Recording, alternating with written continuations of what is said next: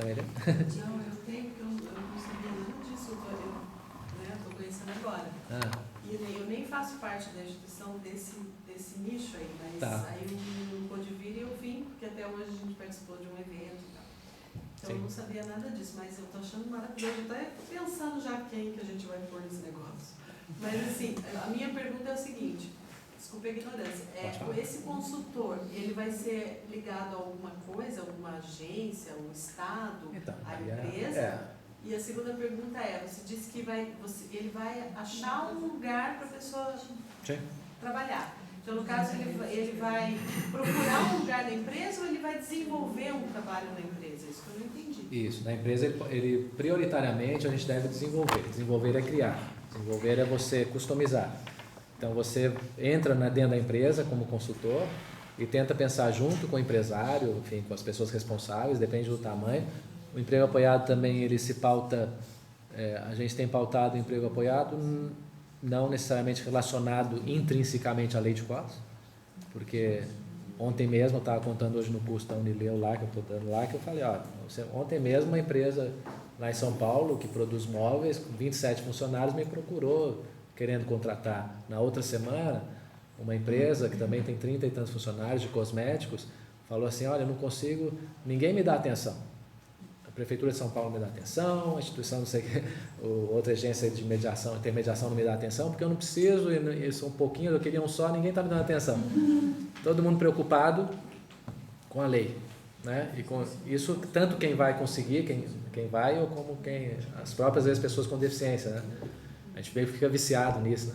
O emprego apoiado diz, não, o melhor para fazer essa customização igual lá, ontem eu estava sentado com o dono da empresa, né? É muito mais fácil, né? Você pensar, você convencer, você pensar junto, aí o olho dele brilhou, já brilhou a empresa toda, né? Não precisa, que convencimento maior que eu vou precisar lá?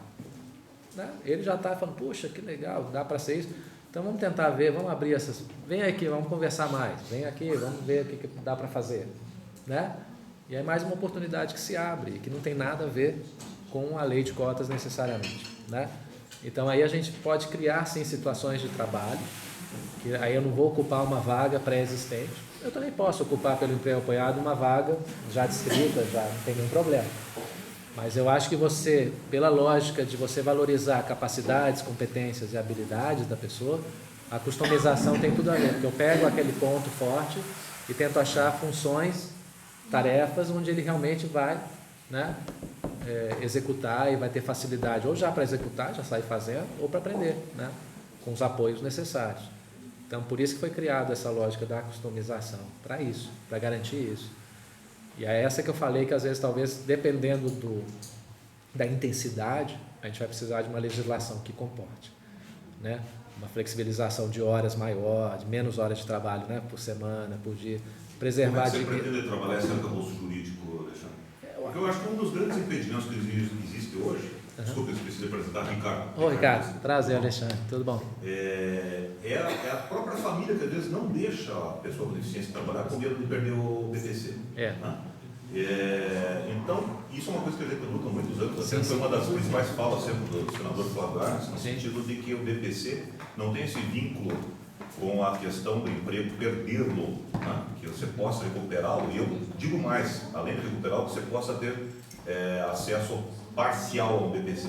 Porque, por exemplo, o Luiz ele tem um elemento a mais do que eu, que ele tem que gastar todo dia, que é uma bengala, por exemplo, um cadeirante mais ainda, tem todo o equipamento que ele está gastando para ir trabalhar. Então, eu acho que deveria haver uma compensação. Né? Eu acho que poderia, não no BPC integral, mas deveria haver uma pequena compensação para que a pessoa possa ter acesso a esses equipamentos. Porque você tem a possibilidade até de pensar além da questão só do BPC, na verdade, né? Que aí você pode pensar no BPC, mas também pensar em outras lógicas de compensação de salário, né? Para que você possa ter customizações, por exemplo, de horas, né? Os Estados Unidos eles fizeram essa experiência, mas também tiveram uns problemas que é assim, se a pessoa trabalha até tantas horas semanais, né, ela pode continuar recebendo o benefício, que lá chama ISS, uma coisa CSSI. Parcial ou integral?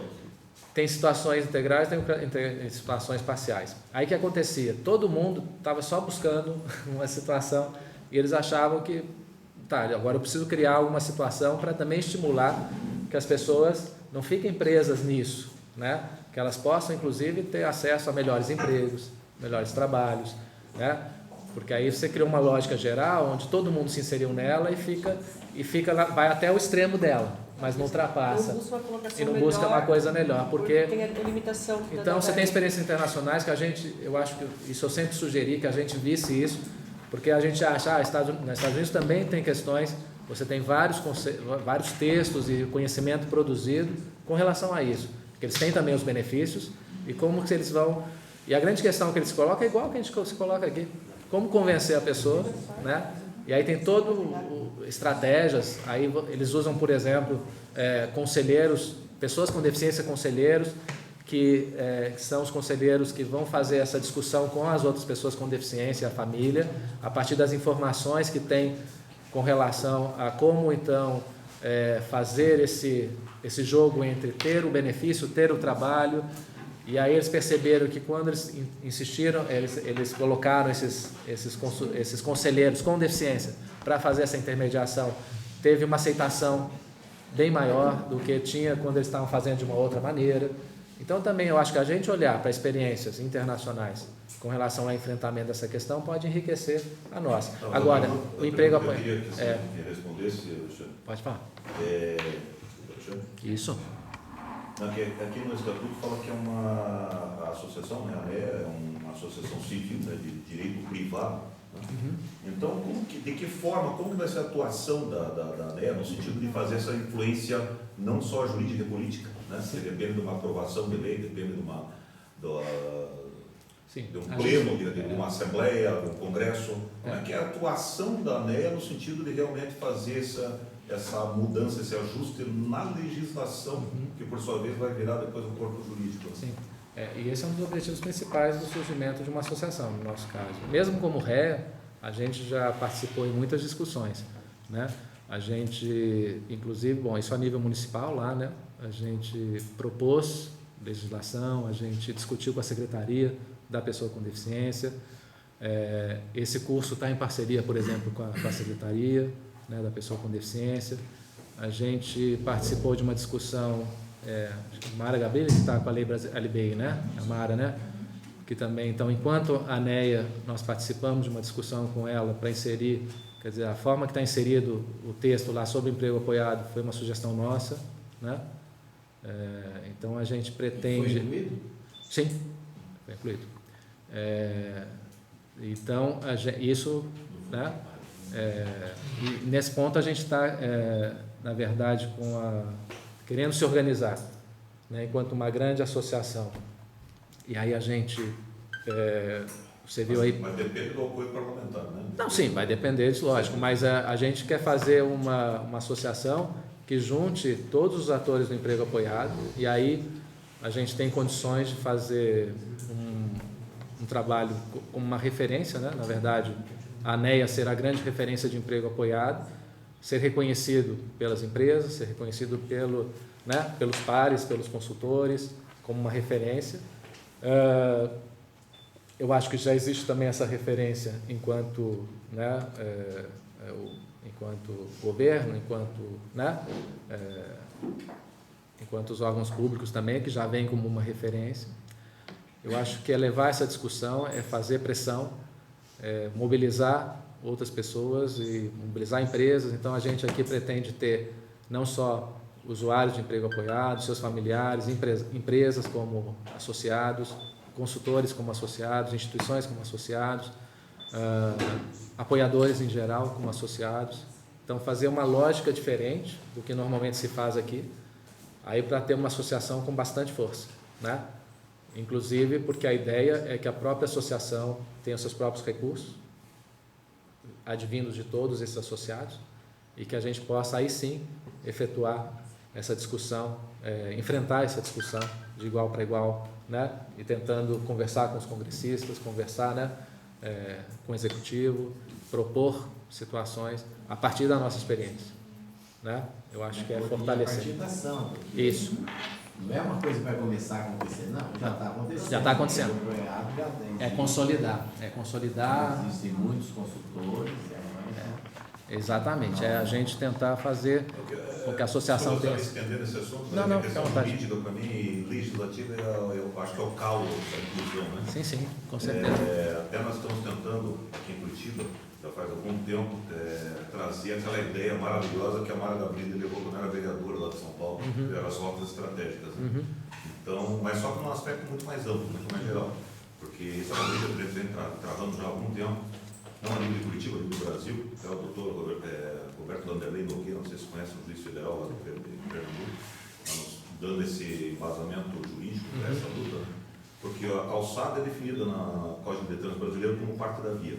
Né? Sendo parte da via, é um bem público. Né? O teu registro de imóveis começa no teu muro, não no meio-fio. Né? Então, essa é uma briga que a gente vem travando, porque lá no Café Damasco, até a gente estava conversando esse dia sobre isso. Tem uma indústria grande aqui em Curitiba, o Café Damasco, ela tinha várias ofertas de emprego, mas não tinha como chegar até a empresa. O ônibus mais próximo passava a quase 1 quilômetro de distância, lá na Paulo Túlio, e não tinha como você chegar até a empresa. Então, falta o principal, que é a via de acesso, que é a calçada. Né? Então, eu queria saber, a lei teria essa força política de poder realmente entrar nessa luta, de lutar por essas benfeitorias públicas, né, de acesso ao emprego. Eu acho que esse é o principal apoio que a pessoa com deficiência precisa hoje, tanto o cadeirante quanto o cego. Eu não imagino como é que a vida do Luiz andar, por exemplo, no Boqueirão, que é um bairro aqui em Curitiba, não tem calçado. E do lado tem valetas. Né?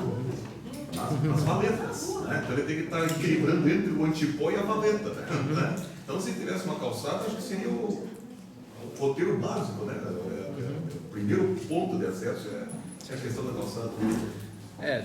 Eu acho que começa pelo que a gente entende como emprego apoiado. E a partir daí essas discussões vão demandar outras discussões mais específicas. Então, quando eu falo em modificações na legislação, eu falo, por exemplo, uma modificação na legislação trabalhista, mas que tem que vir depois que eu conseguir inserir uma lógica do emprego apoiado como uma lógica de política pública. Né? E essa é a primeira grande luta do emprego apoiado. Né?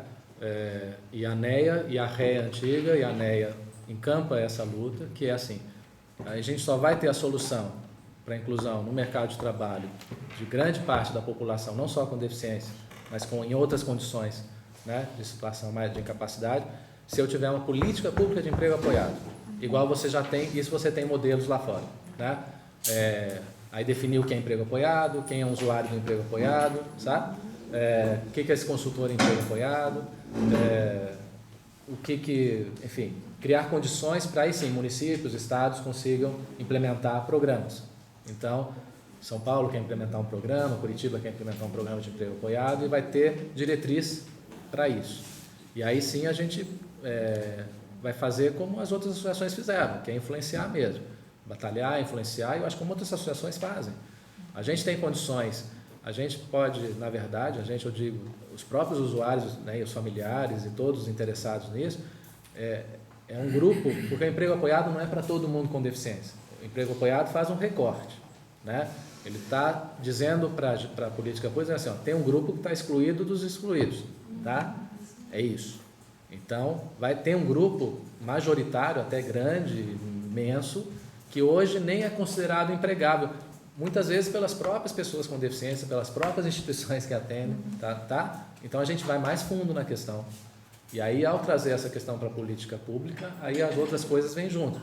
E isso abre uma possibilidade. A gente quer trazer essa discussão, né? E essa discussão já começou, né? Então, já houve uma discussão aí levada pelo Executivo, pelo Ministério da Ciência e Tecnologia, né?